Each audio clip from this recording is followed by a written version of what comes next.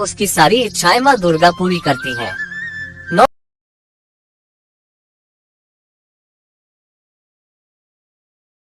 दिनों तक माता रानी की पूजा अर्चना के साथ आपको इस कथा का पाठ भी जरूर करना चाहिए। श्री दुर्गा नवरात्रि व्रत कथा करने से आपको सभी 9 देवियों की कृपा प्राप्त होगी। बृहस्पति जी बोले, हे ब्रह्मा जी, आप अत्यंत बुद्धिमान, सर्वशास्त्र और चारों वेदों को जानने वालों में श्रेष्ठ हो। हे प्रभु, कृपा कर मेरा वचन सुनो। चैत्र, आश्विन, माघ और आषाढ़ मास के शुक्ल पक्ष में नवरात्र का व्रत और उत्सव क्यों किया जाता है? हे भगवान, इस व्रत का फल क्या है? किस प्रकार करना उचित है? और पहले इस व्रत को किसने किया? सो विस्तार से कहो। बृहस्पति जी का ऐसा प्रश्न सुनकर ब्रह्मा जी कहने लगे, हे बृहस्पति, प्राणियों का हित करने की इच्छा से तुमने बहुत ही अच्छा प्रश्न किया है। जो मनुष्य मनोरथ पूर्ण करने वाली दुर्गा, महादेवी, सूर्य और नारायण को ध्यान करते हैं, वे मनुष्य धन्य हैं। ये नवरात्र व्रत संपूर्ण कामनाओं को पूर्ण करने वाला है। इसके करने से पुत्र चाहने वाले को पुत्र, धन चाहने वाले को धन, विद्या चाहने वाले को विद्या और सुख चाहने वाले को सुख मिल सकता है। इस व्रत को करने से रोगी मनुष्य का रोग दूर हो जाता है और कारागार में पड़ा हुआ मनुष्य बंधन से छूट जाता है। मनुष्य की तमाम विपत्तियां दूर हो जाती हैं और उसके घर में संपूर्ण संपत्तियां आकार उपस्थित हो जाती हैं। बंध्या और काक बंध्या के इस व्रत के करने से पुत्र हो जाता है। समस्त पापों को दूर करने वाले इस व्रत के करने से ऐसा कौन सा मनोरथ है जो सिद्ध नहीं हो सकता? यदि व्रत करने वाला मनुष्य सारे दिन का उपवास न कर सके तो एक समय भोजन करे और उस दिन बांधवों सहित नवरात्रि व्रत की कथा श्रवण करे। हे बृहस्पति, जिसने पहले इस महाव्रत को किया है उसका पवित्र इतिहास मैं तुम्हें सुनाता हूँ। तुम सावधान होकर सुनो। इस प्रकार ब्रह्मा जी के वचन सुनकर बृहस्पति जी ओम बोले, हे ब्राह्मण, मनुष्यों को कल्याण करने वाले इस व्रत के इतिहास को मेरे लिए कहा। मैं सावधान होकर सुन ओम रहा हूँ। आपकी शरण आए हुए मुझ पर कृपा करो। ब्रह्मा जी बोले, पीठत नाम के मनोहर नगर में एक अनाथ नाम का ब्राह्मण रहता था। वह भगवती दुर्गा का भक्त था। उसके संपूर्ण सद्गुणों से युक्त मानो ब्रह्मा की सबसे पहली रचना हो ऐसी यथार्थ नाम वाली सुमति नाम की एक अत्यंत सुंदर कन्या पैदा हुई। वह कन्या सुमति अपने घर के बालकपन में अपनी सहेलियों के साथ क्रीड़ा करती। उसके पिता को पुत्री की ऐसी असावधानी देखकर क्रोध आया और पुत्री से कहने लगा कि हे दुष्ट पुत्री, आज प्रभात से तुमने भगवती का पूजन नहीं किया, इस कारण मैं किसी कुष्ठी और जय माता दी दरिद्र मनुष्य के साथ तेरा विवाह करूंगा। इस प्रकार कुपित पिता के वचन सुनकर सुमति को बड़ा दुख हुआ और पिता से कहने लगी कि हे पिताजी, मैं आपकी कन्या हूँ, मैं आपके सब तरह से अधीन हूँ, जैसी आपकी इच्छा हो मेरा विवाह कर सकते हो। होगा वही जो मेरे भाग्य में लिखा है, मेरा तो इस पर पूर्ण विश्वास है। मनुष्य न जाने कितने मनोरथों को चिंतन करता है, पर होता वही है जो भाग्य में विधाता ने लिखा है।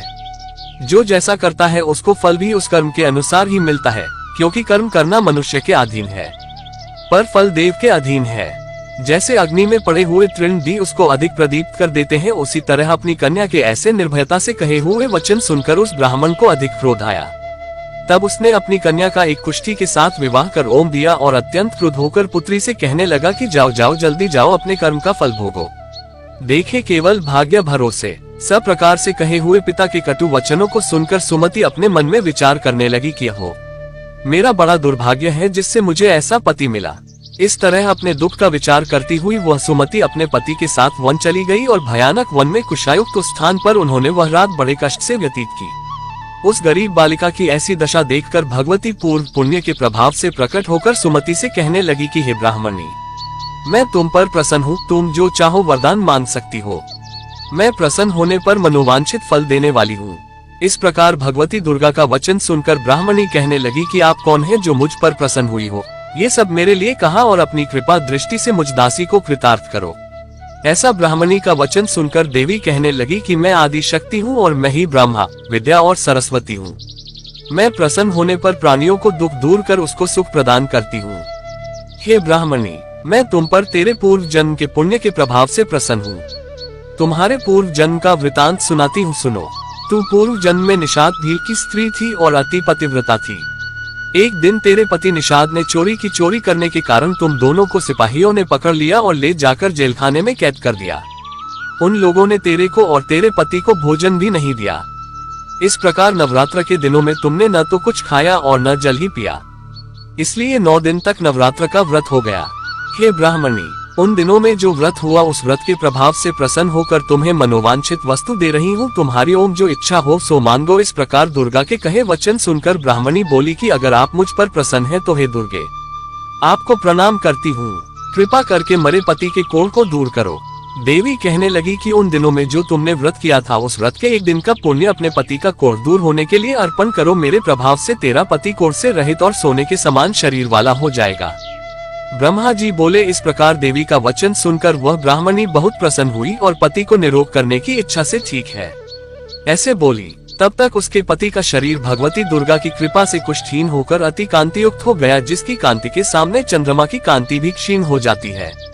वह ब्राह्मणी पति की मनोहर देह को देखकर देवी को अति पराक्रमी वाली समझकर स्तुति करने लगी कि हे दुर्गे, आप दुर्गत को दूर करने वाली, तीनों जगत का संताप हरने वाली, समस्त दुखों को दूर करने वाली, रोगी मनुष्य को निरोग करने वाली, प्रसन्न होने पर मनोवांछित वस्तु को देने वाली और दुष्ट मनुष्य का नाश करने वाली हो। तुम ही सारे जगत की माता और पिता हो। हे अम्बे, मुझ अपराध रहित अबला की मरे पिता ने कुष्ठ के साथ विवाह कर मुझे घर से निकाल दिया। उसकी निकाली हुई मैं पृथ्वी पर घूमने लगी। आपने ही मेरा इस आपत्ति रूपी समुद्र से उद्धार किया है। हे देवी, आपको प्रणाम करती हूँ, मुझ दीन की रक्षा करो। ब्रह्मा जी बोले कि हे बृहस्पति। इसी प्रकार उस सुमति ने मन से देवी की बहुत स्तुति की। उससे की हुई स्तुति सुनकर देवी को बहुत संतोष हुआ और ब्राह्मणी से कहने लगी कि हे ब्राह्मणी, तुम्हारे उदायल नाम का एक अति बुद्धिमान, धनवान, कीर्तिवान और जितेंद्रिय पुत्र शीघ्र ही होगा। ऐसा ओम कहकर वह देवी उस ब्राह्मणी से फिर कहने लगी कि हे ब्राह्मणी, और जो कुछ तेरी इच्छा हो वही मनोवांछित वस्तु तुम मांग सकती हो। ऐसा भगवती दुर्गा का वचन सुनकर सुमति बोली कि हे भगवती दुर्गे, अगर आप मेरे पर प्रसन्न हैं तो कृपा कर मुझे नवरात्रि विधि बताए। हे दयावती, जिस विधि से नवरात्र व्रत करने से आप प्रसन्न होती हैं। देवी उस ब्राह्मणी से फिर कहने लगी कि हे ब्राह्मणी, और जो कुछ तेरी इच्छा हो वही मनोवांछित वस्तु तुम मांग सकती हो। ऐसा भगवती दुर्गा का वचन सुनकर सुमति बोली कि हे भगवती दुर्गे, अगर आप मेरे पर प्रसन्न हैं तो कृपा कर मुझे नवरात्रि विधि बताए। ग्रहणा, हे दयावती, जिस विधि से नवरात्र व्रत करने से आप प्रसन्न होती हैं उस विधि और उसके फल को मेरे लिए विस्तार से वर्णन करें। इस प्रकार ब्राह्मणी के वचन सुनकर दुर्गा कहने लगी कि हे ब्राह्मणी, मैं तुम्हारे लिए संपूर्ण पापों को दूर करने वाली नवरात्र व्रत विधि को बतलाती हूँ, जिसको सुनने से तमाम पापों से छूटकर मोक्ष की प्राप्ति हो जाती है। आश्विन मास के शुक्ल पक्ष की प्रतिपदा से लेकर 9 दिन तक विधि पूर्वक व्रत करे। यदि दिन भर का व्रत न कर सके तो एक समय का भोजन करे। पढ़े लिखे ब्राह्मणों से पूछकर घट स्थापना करे और वाटिका बनाकर उसको प्रतिदिन जल से सींचे। महाकाली, महालक्ष्मी और महासरस्वती की मूर्तियां बनाकर उसकी नित्य विधि सहित पूजा करे और पुष्पों से विधि पूर्वक अर्घ्य दे। बिजौरा के फूल से अर्घ्य देने से रूप की प्राप्ति होती है। जायफल से कीर्ति, दाग से कार्य की सिद्धि होती है। आंवले से सुख और केले से भूषण की प्राप्ति होती है। इस प्रकार फलों से अर्घ्य देखकर यथाविधि हवन करें।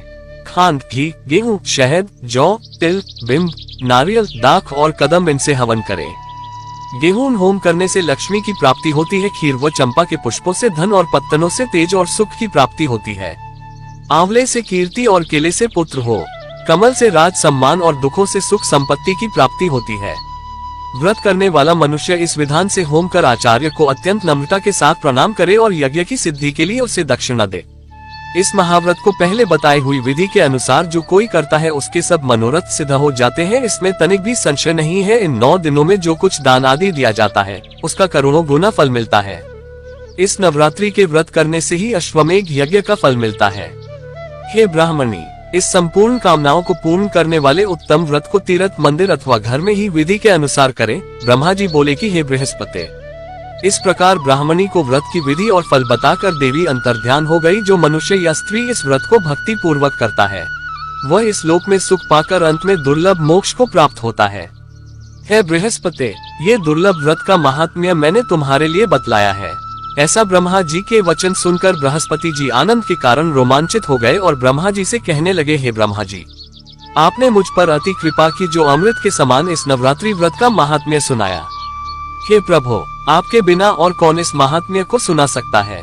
ऐसे बृहस्पति जी के वचन सुनकर ब्रह्मा जी बोले कि हे बृहस्पति, तुमने सब प्राणियों का हित करने वाले इस अलौकिक व्रत को पूछा है, इसलिए तुम धन्य हो।